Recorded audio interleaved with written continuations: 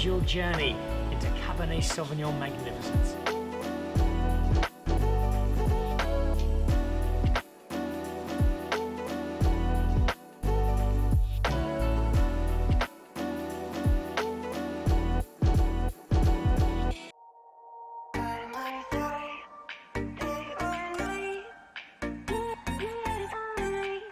Hello, welcome to Dan Really Likes Wine, presented by Pick n Pay, and welcome to the deck at the Southern Sun Hyde Park, one of the finer views in Johannesburg, a terrific spot for a sundowner, or far more importantly, a glass of wine. It's a place that's overseen from a wine perspective by the hotel group sommelier, a good friend of mine, Le Roi de Maurice, Monsieur Miguel Chan, who's got an astonishing palate and is a great champion of South African wine, and I'm sure he'll slip a glass or two to me before the day is done. Will that wine include either Hannestorm's Pinot Noir or the Cabernet Franc of a very special spot in the Baanhoek Valley? I'm not sure, but even if it doesn't, we have those wines on the show today. A little later on, I'll be at the Short Market Club catching up with Hannestorm, whose Pinot Noir hasn't been going for that long, but is already the stuff of local legend.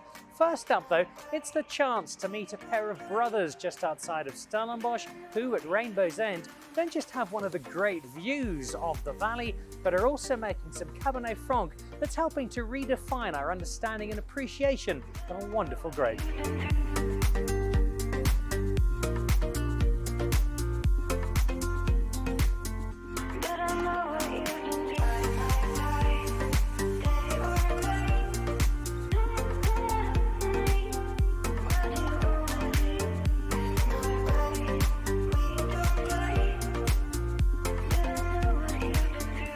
Well, I promised you the views would be spectacular. They certainly are. I also promised you two rugged, good-looking athletic brothers, and they are exactly who I have found. Francois, Anton, lovely to see you guys, and thank you.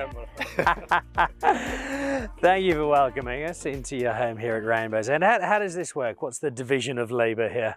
Okay, so I'm Francois, the viticulturist. So I look after the vineyards and make sure there comes excellent grapes to the cellar, and then I hand it over to Anton, my brother. He's the winemaker and the marketer of the wines. It's a group effort. I'm tagged as responsible as the winemaker, and he's tagged as the viticulturist. And yeah, I also sell the wine, and while I'm selling the wine, he takes care of the farm.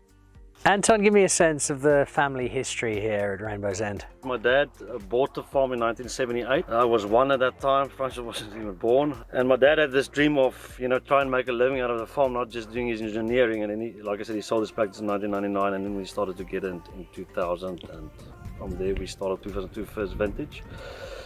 So I'm Francois, the lucky brothers to build on his dream and take it further.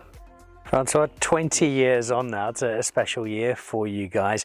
It looks beautiful, that would be reason enough to be here, but it's also got to deliver you some pretty special wine from the perspective of the farmer. What does this terroir, what does Rainbow's End offer that will then translate into the wine you make in the cellar? Sure. Okay, so the 20 years, I must say, it flew past. It felt like yesterday that we started making wine, but it's 20 years, and we started way back in 2002. Our very first vintage was a Shiraz, and it was only 10 barrels of wine that we made in a garage next to our house. And then year by year, we grew bigger and bigger. And I think we're just blessed with the terroir on the farm. So it's such a unique site. We've got various aspects and slopes on one property. We've got northern aspects, southern, eastern, western aspects on a very small site, which is very high lying in the Baanhoek Valley. So we get north facing slopes, which is exposed to a lot of sunlight, which makes it ideal for red varieties, but still it's a cool area. We're high up, so we've got this good sun exposure but high altitude, which I think is just ideal for red varieties, especially Cabernet Franc, which Anton will tell you later on, became our flagship variety after a couple of years. And it's just most of the varieties just do very well on the farm without doing too much in the vineyards. In the vineyards, we do a lot of effort. I mean, we do proper canopy management, breaking out of leaves in the banjo, and we go through a lot of effort in the vineyard, but you can't do effort in the vineyard if you don't have the right terroir. So I think we're just blessed with the farm, and it's just an ideal spot. The headline act for so many people for Rainbow's End, certainly myself, the first wine of yours I ever encountered is the Cabernet Franc. There just seems to be something that allows Cabernet Franc here to come together into a particularly special wine. Yes, no, it's, as I said, we started off with the Shiraz vineyard, and then gradually in 2001 we planted the Cabernet Franc vineyards, and we planted a couple of clones, and we make two different Cabernet Francs, our normal standard Cabernet Franc and then our limited release Cabernet Franc, which is a single vineyard block. It's a very special, rare clone in South Africa, clone 312, which you don't often see it. And yeah, it's two vineyards just opposite each other, but it makes two total different styles of Cabernet Franc, and it's just an awesome wine. But Anton's the winemaker, he can... And then we started off in 2005 with the first Cab Franc, and then I split it up into two versions from 2007, where I made the standard Cab Franc, which is a blend of clone 1 and 214, and I made the 312, this block just underneath this Merlot, as our limited release, because it's such a unique style of wine, because it's got the red fruit character, which is very unusual for Cab Franc. And we've worked with those two styles, and it became our flagship, because nobody really made Cab Franc at that time. The standard one is more a combination of your typical Cab Franc with the Loire Valley clone, the 214, the 214 that gives a bit of that vegetative character. I'll let you taste now in the tasting room that older vintage of it, which expresses it very well. Blended with the one which gives the dark cherry earthy character, and so you've got the two total different styles of Cab Franc, but the blocks is virtually next to each other. And basically it's just clone differentials. And that's how we created the two styles. And fantastic, selling wine sometimes makes you a bit tired, but I never get tired of selling Cab Franc.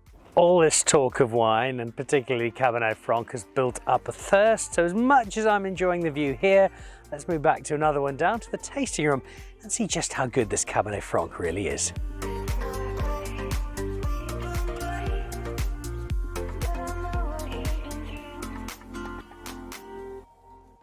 Well, I promised you we'd be drinking some wine. We certainly are. You can hear the buzz in the background. It's barely 11 o'clock on a Saturday morning, and Anton, this place is absolutely humming.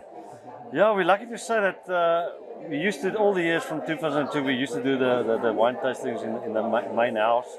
And when COVID hit, we said we're going to take the plunge, and made a bit of profit at that stage. So we started to build the new tasting room. My dad did a lot of it. And yeah, we are. We opened up on the 10th of January, and yeah, it's 11 o'clock now. By 1 it will be packed, and not done any marketing, so it's quite amazing. It's a place many people come to for the view. They leave with memories just as rich of the wine. We're going to kick off with the first of them. It's this one, the 2012 Cabernet Franc. I think you were still at school then, Francois. Before we get the man who allegedly made it in, let's get your thoughts. What do you make of this 2012? Well, 2012 was a great Cabernet Franc vintage on the farm.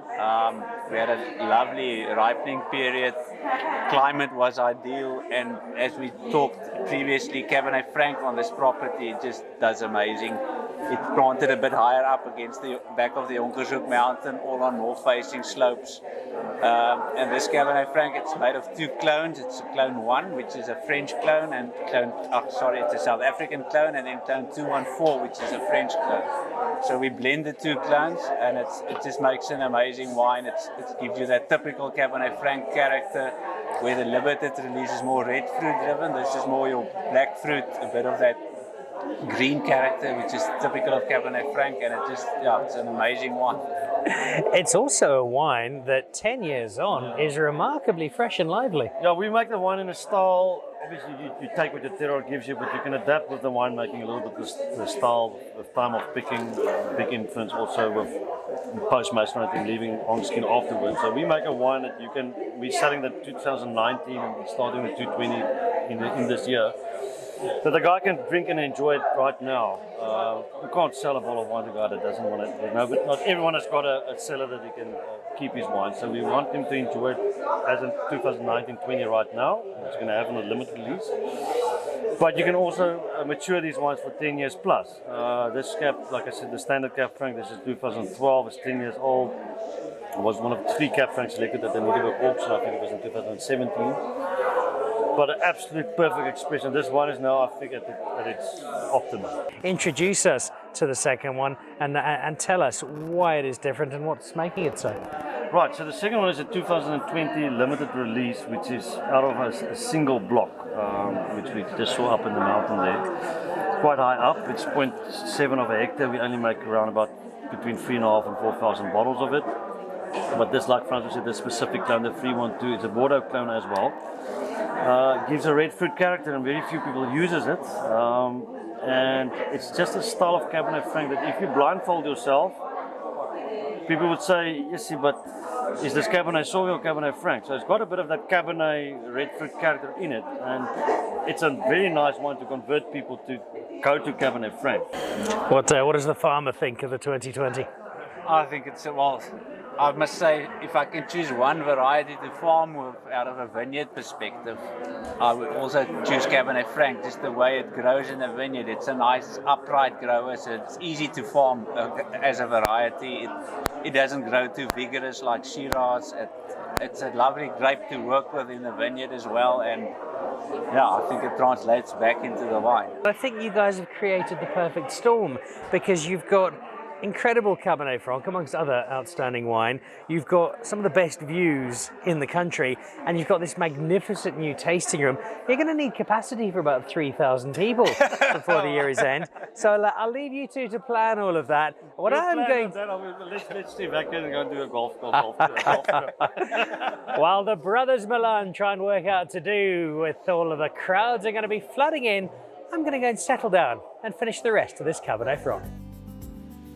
How absolutely gorgeous is that tasting room and its view. If you are going to pay a visit, especially on a Saturday or a Sunday, make sure you get there early. It fills up very quickly. So does the deck and bar here. So I found a slightly quieter corner where I've got the chance to have a look through Miguel Chan's wine list. He's an artist when it comes to putting together his wine collection in his many hotels.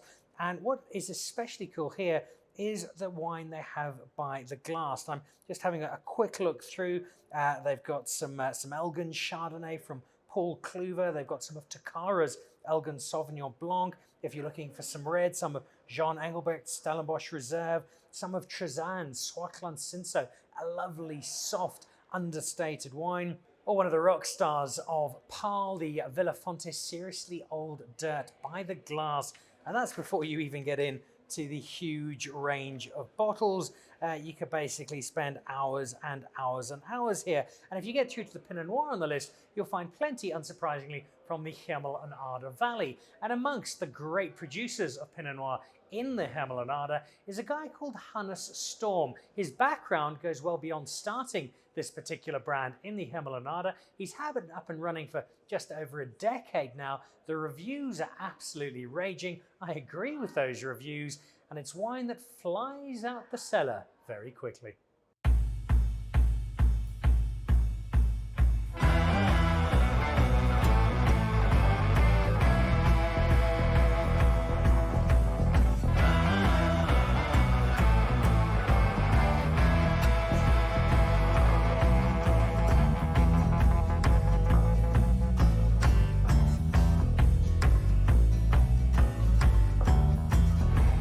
Welcome back to the Short Market Club, the hustle and bustle of Rosebank. You'll hear Oxford Road in the background, but I have some welcome distraction from a busy lunchtime in the big city, and that distraction comes in the form of some rather nice wine and an even nicer winemaker. Hannes, lovely to have you with us. Nice to have you.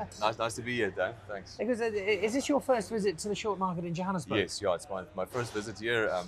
We had a harvest, quite a wild harvest, and I'm glad I can just slip away from the cellar for some time. It's great.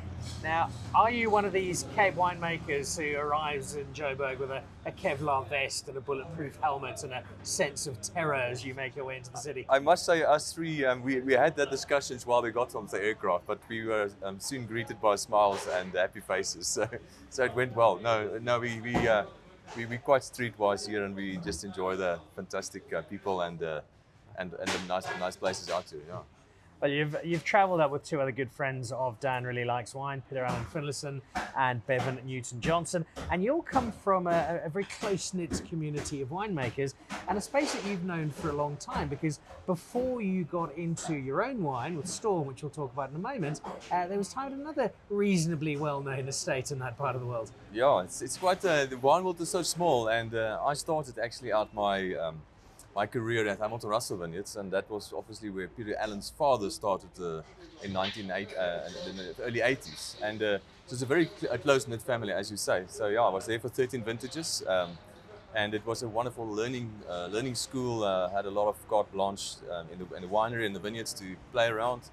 And yeah, I think the natural gravitation is to do your own thing at some stage. Yeah, so and then Storm was born. The idea was born in 2008 when we planted this specific wine that we're drinking now. It's a big step to take because you have the security of, in your case, Hamilton Russell. It's a big and established brand, and as a young winemaker, it's the kind of place everybody would aspire to being. But it doesn't take long at any estate for a quiet label to slip out at the side. It's the winemaker's own project. Usually something a little strange or quirky. How easy was the process for you to get your mind around? I'm saying about a Hamilton Russell and I'm venturing out into the great unknown. Yeah, it was quite a big jump, and it wasn't something that I didn't have lay awake at night for some time. But when I got to the point, I actually I got the courage to phone my boss up and just ask him. I have to talk to you for a while, and when he walked into the office, I think he had, if I remember correctly, he had a cigar in his mouth, and he said to me, he sat down and he said to me, "It's either one of two things: you want to leave or you want to make your own wine. So, and you're allowed to do your own wine. So I want you to stay." So that was a real big privilege for me to be able to work there for 3 years while I was starting the project. Yeah. So when I released the first one, this Vrede wine in 2014, 12 was the maiden vintage. I basically just left in that time after that. But it was a wonderful transition, and I was very, very privileged to be able to do it in a proper way. Oh. And you've transitioned into wine that is very similar to what we would find at Hamilton Russell in terms of not just the choice of grapes, but the style as well. Was it that experience at Hamilton Russell that said, right, let me continue in a similar vein, or was that always the kind of wine you wanted to make? I think you always want to put a little bit of your own stamp on your wines, crafting it a little bit the way you want to do it. But the great thing and the soft spot for the Hemel-en-Aarde Valley appellation is that Hamilton Russell and Hyde Park and Storm has exactly the same soils. They have the same soils, the same structural components in the wine. So it was fairly easy to basically do the transition. And I think also while working at Hamilton Russell, I had a lot of opportunity to vinify on very small lots. And that gave you the opportunity to really hone your style of winemaking and to experiment on almost a daily and a yearly basis to see what the different yields and slopes and a little bit of small terroirs are giving us. So yeah, but I think always important to put a bit of your own stamp on it, but not to alter the bigger scheme of things. Oh. And you laser in on different approaches, on different styles. Pinot Noir, for example, people would think, well, you're a winemaker, you will make a Pinot Noir, and it should have a certain taste, a certain flavour, a certain palate. But you've gone with 3 different ones, and that's no accident. Yeah, so it actually just worked out that way. Nothing was so well planned, but I was privileged to also be in the valley when we planted the 2008 the Ignis vineyard, which is our upper Hemel-en-Aarde offering from the decomposed granite soils. So the Vrede vineyard from the Hemel-en-Aarde valley that we have on the glass here was planted then in the same year as the Ignis. So maiden vintages for both of these wines were 2012. 9 barrels of Vrede and 1 barrel of Ignis. So it was a very small beginning, but yeah, and then obviously the Reach came to the party in 2015, and it was actually just a natural move to basically showcase 3 different wines, of one in each of the appellations with the same winemaking approach. So I think it makes it a bit more interesting, and it's lovely to be able to vinify 3 different appellations at different times and actually have 3 small harvests in one. So that's quite interesting. When you walked in the door today at the Short Market Club, It took about 3 minutes for the head sommelier to come up and ask rather forcefully where he could get an allocation. Does it still give you those pinch yourself moments that, a decade or thereabouts since going out entirely on your own, your wines are selling out in hours, and it's more than cult status. They've become real fixtures of the Hemel-en-Aarde offering.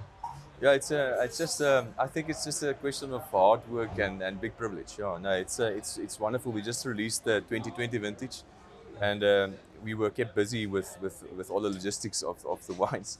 And I must say, coming out of the harvest now, it was probably the wrong time to release because we don't have a big staff component. So I was sitting on the aircraft and doing emails and trying to field everything, and my wife at home. So yeah, we're very privileged, and it's wonderful still, as you say, it's still goosebumps when you know that that you can craft something that people enjoy around the table, and that's where we want to be. We want to be around the table, enjoying a fantastic meal and a good wine in the glass. All right, I'm going to translate to what you actually should have said in answer to that question. What Hannes really should have said is, I'm an incredibly gifted winemaker working with wonderful terroir. I've worked incredibly hard. That's why my wine is brilliant and everybody wants it. So that's really what should have been said. Done on your behalf with pleasure.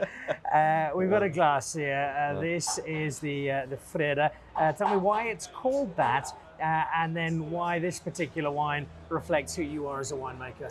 I always say it's our peace vineyard of the 3 vineyards. So I like to make peace, So it's a Freda vineyard, Freda peace in Afrikaans, and it's a single vineyard, and the farm's the original property's name, Freda.